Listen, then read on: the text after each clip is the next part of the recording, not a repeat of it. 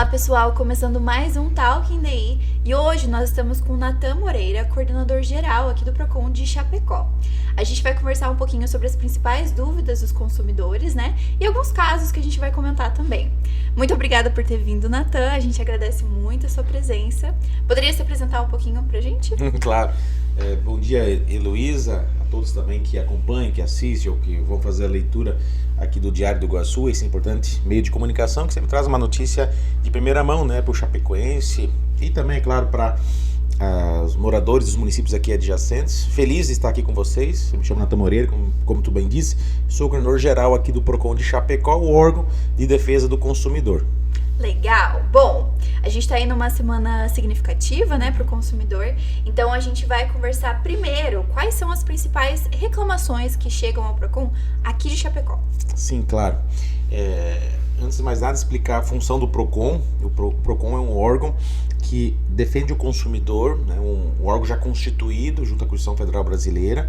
Aqui em Chapecó ele atua praticamente já há 3 décadas. E a gente faz o equilíbrio, né, do consumo.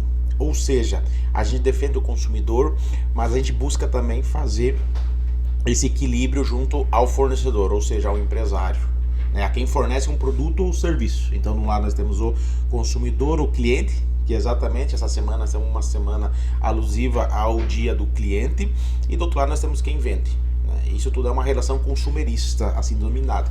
Então essa semana nós tivemos o dia do cliente e o comércio chapecoense aí atuou principalmente com grandes promoções, grandes oportunidades, ofertas para que o consumidor pudesse fazer a aquisição e ter um desconto, né? Datas como essa, elas aquecem o comércio, elas movimentam a economia e, sobretudo, o Procon, ele faz sempre uma orientação para que o comércio possa fazer essa divulgação de forma adequada, de forma correta, né, com o consumidor, para que tanto o consumidor ele fique feliz com a sua compra, ele se sinta satisfeito, e por outro lado também o fornecedor ele possa aí também explorar a sua atuação comercial e ter aí o seu lucro para poder manter o seu empreendimento e também poder fazer com que a economia chapecoense cada vez mais cresça. E a gente vê que Chapecó é um exemplo disso, né? Uma cidade muito pujante, uma cidade que tem crescido em várias áreas, e no comércio não é diferente, né? Tem crescido muito. Então foi uma semana bem significativa mesmo, muitas compras, muitos consumidores aí, eu acredito que satisfeitos aí com os produtos que adquiriram. É isso aí. Quais são então as principais reclamações que chegaram aqui ao Procon? Não somente referente à semana, né, do cliente, o dia do cliente, né, desculpa, mas geral. Sim, hoje em Chapecó, o Procon, nós temos quase 4.000 processos em andamento. Nós teríamos mais 2.000 que a gente já resolve no atendimento, ou seja, 6.000 ao total está em andamento. Esses 2.000 foram resolvidos através de uma ligação, atendimento, ou seja, o nosso pessoal, a nossa equipe, liga para a empresa, a qual o consumidor está relatando um problema e resolve via telefone. Isso é um atendimento. Então nós temos quase 2.000 resolvidos apenas nesse ano. Os outros 4.000 que estão andando internamente no Procon é porque a reclamação a gente não conseguiu resolver no atendimento, e aí depois a gente tem algumas alternativas, ao exemplo da audiência, que é para a gente conciliar esse tipo de problema. E aí eles estão andando num prazo de cada setor. E entre as principais reclamações, hoje, a número 1, somando-se várias instituições, são os empréstimos consignados. Essa é a número 1 em números somatórios de várias instituições financeiras, bancárias, correspondentes, que vendem empréstimos consignados. Quando eu digo a número 1, eu não estou afirmando que todas as reclamações, ao final, a empresa vai ser multada. A empresa cometeu uma infração ao Código do Consumidor, não necessariamente, porque a gente tem prazos para ir sendo julgado e no final sai um despacho final. Mas grande parte desses empréstimos consignados, sim, as empresas, por vezes, elas infringem o Código do Consumidor, ou seja, colocam um cartão de crédito, né, num empréstimo que não, isso é uma compra casada, daí nós vamos ferir lá o artigo da publicidade, o artigo 37, estou vendendo uma coisa, não é outra, então não pode ser uma venda casada, não é uma obrigatoriedade. Muitos também não fazem a contratação desse empréstimo, então assim, simplesmente vem no nome da pessoa, cai o dinheiro na conta dela. Nós tivemos isso muito pela fraude também do INSS, esse rombo que teve, né, que foi na casa dos bilhões. A gente até conversou sobre isso, né? Isso, a gente exatamente, né, que o governo agora está restituindo, no mínimo é o que prometeu para restituir, porque as empresas não conseguiram restituir esse público. E esse público principalmente é idoso, né, Heloísa? Então, assim, empréstimo consignado é o número 1, hoje em Chapecó, de reclamações. O segundo, que já foi o primeiro, é a telefonia. Olha, O empréstimo consignado de 2000. Ainda existir, né? Ainda tem essas reclamações. Tem, de telefonia. O que a gente fez? Durante a minha gestão, eu procurei estreitar o caminho e o espaço entre o consumidor e as empresas. A gente fez isso, por exemplo, com a Associação Comercial do Chapecó, com a CDL. Hoje nós temos um banco de dados lá com quase 4 mil contatos de todos os gerentes ou responsáveis de cada empresa de Chapecó. Por que a gente fez isso? A exemplo também que a gente fez com a telefonia. A Claro, por exemplo, né? Nós temos um totem lá dentro do Procon. Tem um canal exclusivo para atendimento via Procon para o atendimento e suporte da Claro. O que eu quero dizer com isso? As reclamações da Claro diminuíram vertiginosamente. Né? Ou seja, né, era uma das primeiras empresas com mais reclamação, hoje é uma das que menos tem reclamação. Porque a gente consegue num telefone específico falar com alguém da Claro e a gente consegue resolver. É um bom exemplo isso que eu quero falar, né? É um bom exemplo que a gente dá aqui, como uma empresa diminui. Isso aumenta o know-how dela, isso melhora o merchandise dela, isso ela tem muitos ganhos com isso. Não apenas no monetário, que ela sofre menos multa. Sim. Mas ela está fazendo um bem, né, quando ela estreita o caminho com o Procon, que é o órgão que defende o consumidor. Então hoje, número 1 é empréstimo consignado, número 2 é telefonia. São as duas operações que mais têm reclamação. Somando-se as empresas que vendem empréstimo consignado, somando-se as empresas da telecomunicação, são as principais. Legal, legal. É bom a gente saber sobre isso aqui, né, no município, em Chapecó, enfim, quais que são as principais. E falando também um pouquinho sobre a prevenção, né? A gente fala bastante sobre como o Procon pode te ajudar quando você passou por algum problema, né, relacionado, mas agora a gente está falando sobre prevenção. Como é que o Procon pode ajudar as pessoas a evitar conflito, né, nesse sentido? Claro, perfeito. O que eu digo sempre para os consumidores? Os consumidores, isso a gente procura promulgar em larga escala, né? Aonde a gente vai, e a gente agradece os meios de comunicação por isso.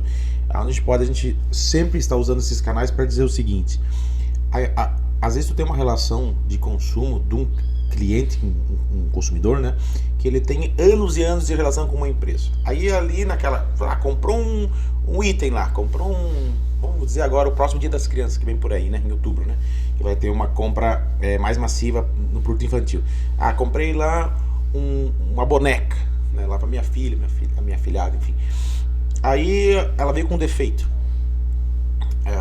O que a gente recomenda, assim? Vai até a empresa e primeiro conversa com a empresa.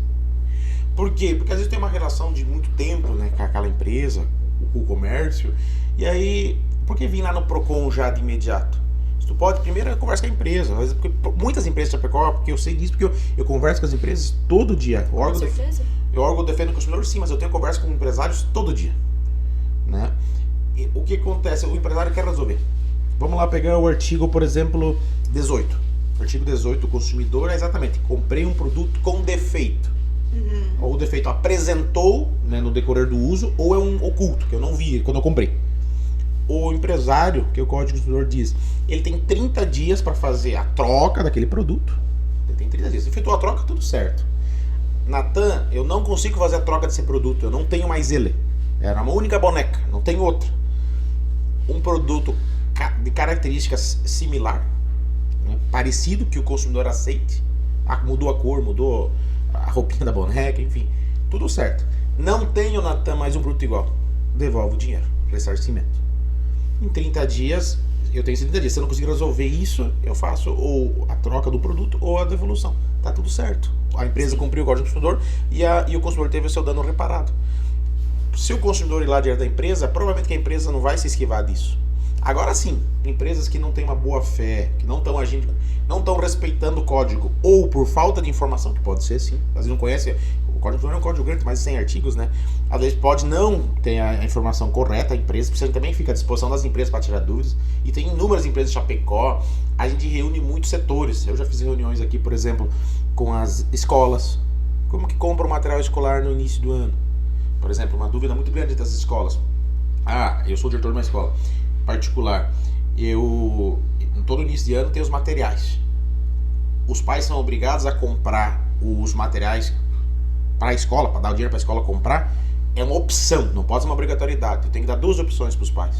Uma, tu dá um valor X e eu te dou todo o material para o teu filho o ano inteiro. Ok. Mas e se o pai, eu quero comprar o material? Tu tem que permitir isso na assinatura do contrato. Senão é uma compra casada. Nossa, é curioso, né? Muitas pessoas não sabem isso, Sim, né? exatamente. Claro que a escola pode sim propiciar isso. Se tu pagar tanto, já te dou todos os materiais.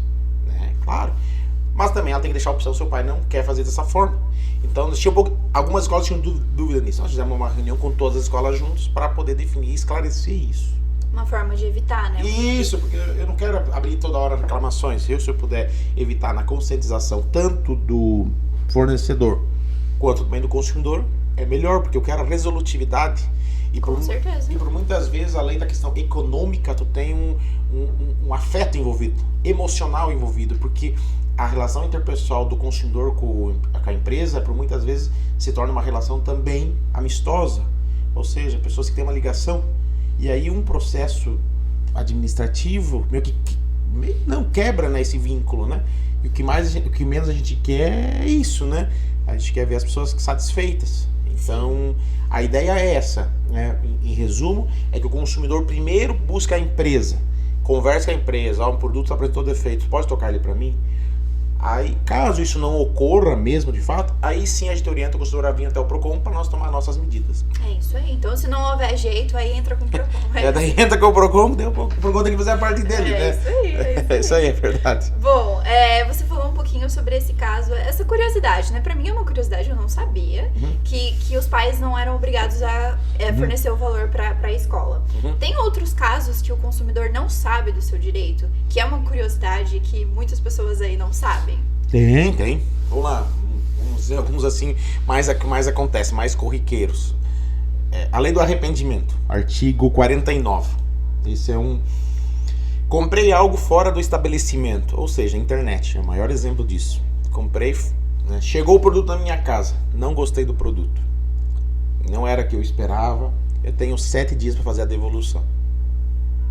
Por direito. Por direito, tenho 7 dias da chegada, não do dia da compra. Então chegou na minha casa, tenho 7 dias para devolver, não gostei do produto. Não é que não me serviu, não é que... Não, eu não quis, eu tô arrependido. Porque, só que isso só quando é fora do estabelecimento, né? Fui em um lugar, provei a roupa, fui em um lugar, comprei o equipamento, vi o equipamento, daí não. Mas eu não estou no domicílio, né? E o exemplo disso é mais que tem, ainda mais que tem que falar digital, porque quanta gente compra digital, né? Sim. Quanta gente cai em golpe digital também, né?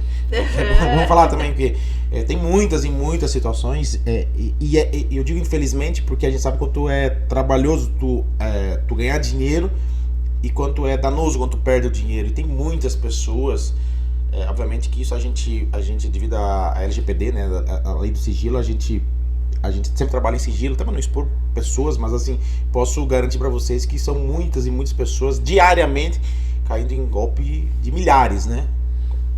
Sim, valores exorbitantes, pagamento de um boleto falso, um falso advogado. Tem muitos crimes e assim, não é um crime que atinge só uma determinada camada da sociedade. A pessoa que tem menos poder intelectual, cognitivo, não tem nada a ver com isso. Tem muita gente com intelecto alto, que tem conhecimento, que faz transações comerciais diariamente caindo em golpes de... Sim. Já atendi golpes de 100 mil reais no PROCON. Caramba! A pessoa pagar um boleto de 100 mil reais. Caramba! Já Nossa, falso, e né? eu caí recentemente num golpe, você acredita? Sério? E eu fiquei assim, pasma, como é que eu caí num golpe? Então, tipo Sim. assim, qualquer pessoa pode Qualquer cair, pessoa né? pode cair num golpe. Nossa, é uma loucura de compra online ainda. Compram.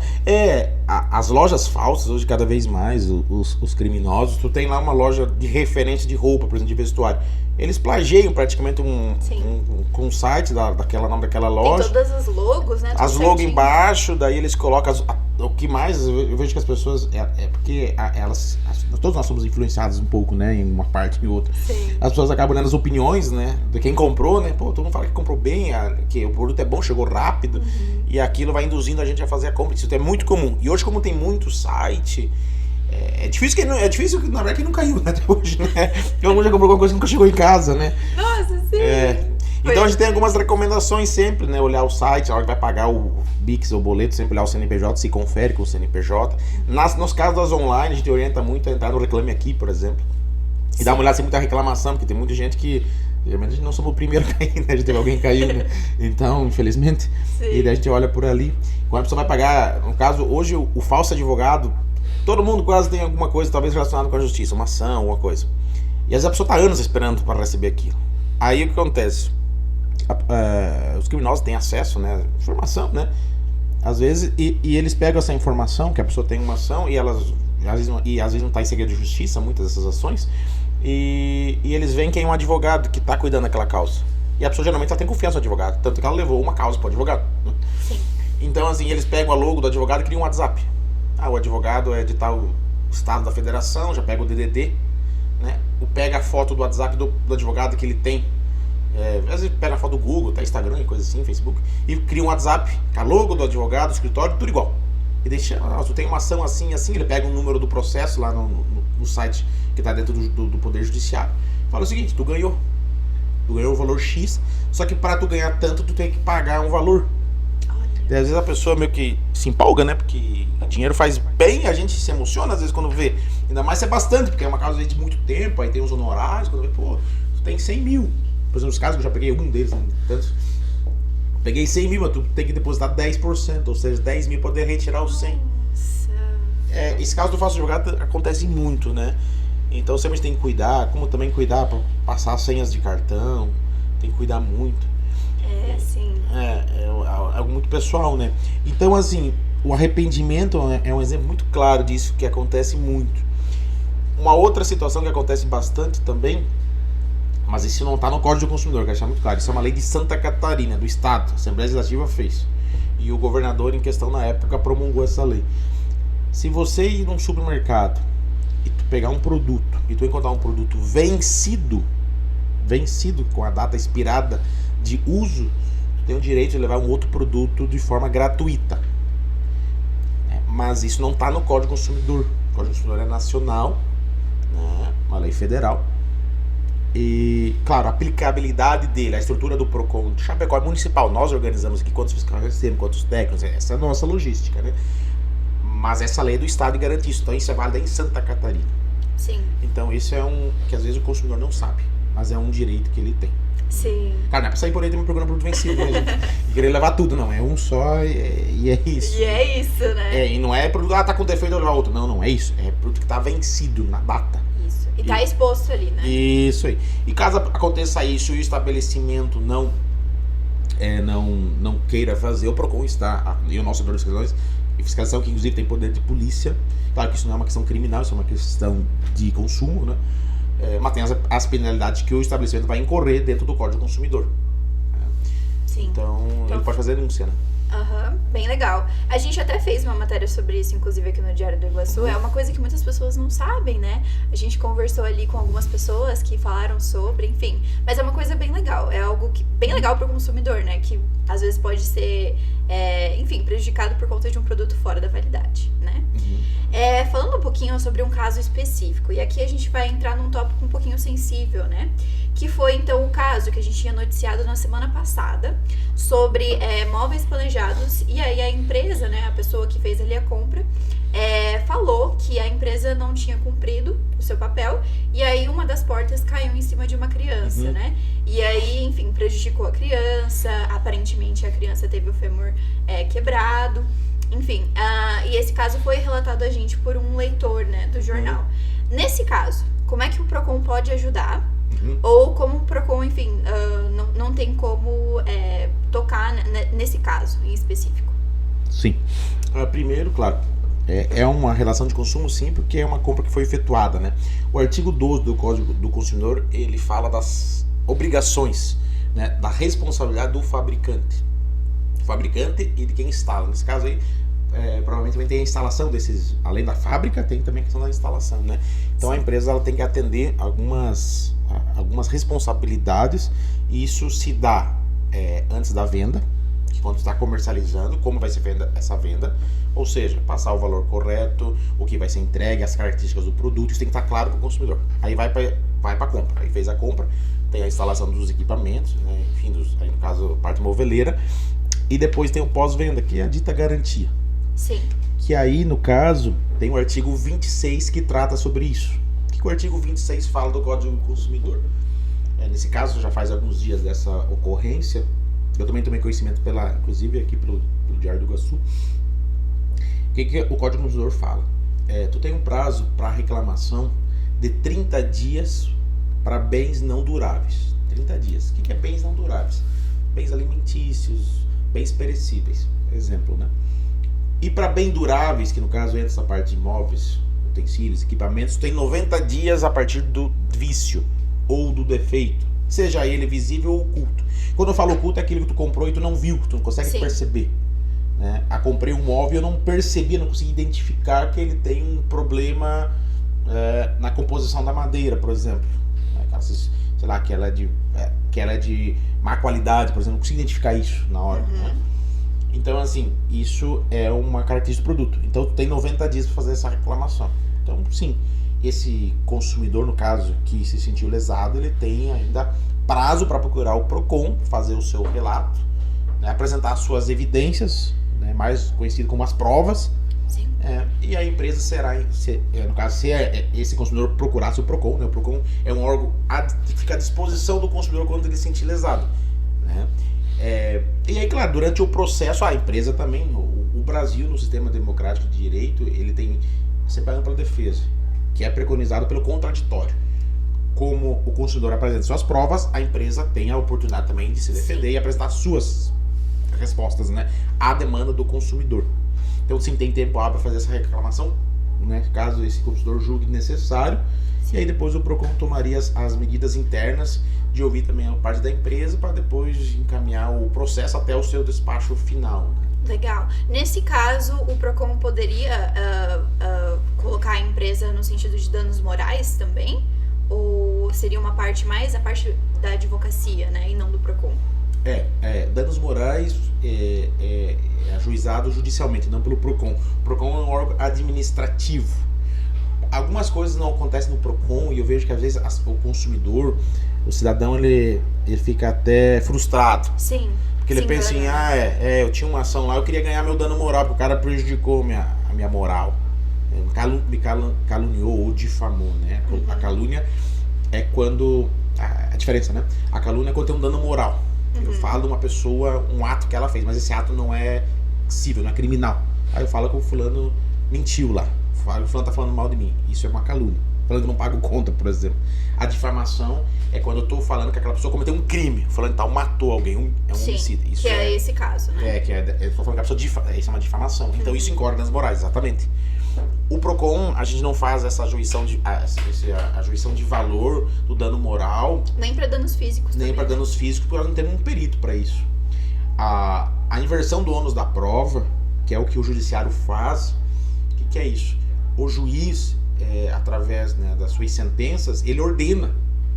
Por isso que tem pessoas que são vinculadas ao poder judiciário, às varas civis, né, cada um, civil, criminal, enfim, né, o trabalho, para que peritos façam isso. Uhum. Isso, só que obviamente que isso tem um custo, né? E esse custo vai agregando valor no processo, como também a sucumbência dos advogados em ambas as partes. E no final, uma decisão do juiz, financeiramente, da pena que é a cumprir, né? Pode ser só financeira, pode ser de reclusão, ou seja, prisão também. E isso vai agregar valor. E aí é prejudicial para quem tem que pagar, né? Então, assim, desde as mudanças da lei de 2019, quem perde um processo, ele tem que arcar com as custas também da parte contrária. Sim. Então, tu vai tendo alguns custos para isso, né? Claro que nós temos a justiça gratuita para até quem ganha 2 salários mínimos, das pequenas causas. Nós temos, assim, sim, viabilidade para quem não tem condição financeira, né? Sim. Ok.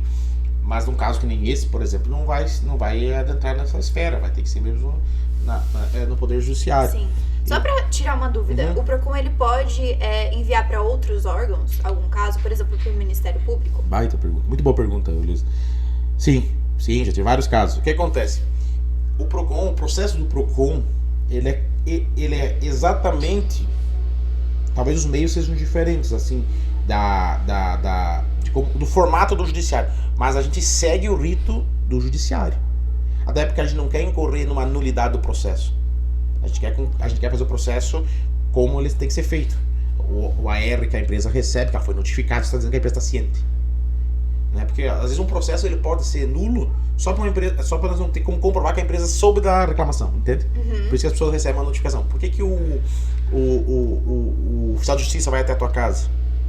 Porque tem que ter uma garantia que o cidadão foi avisado. Que você sabe, né? Então a gente segue um rito do processo, porque eventualmente o juiz, o que ele faz?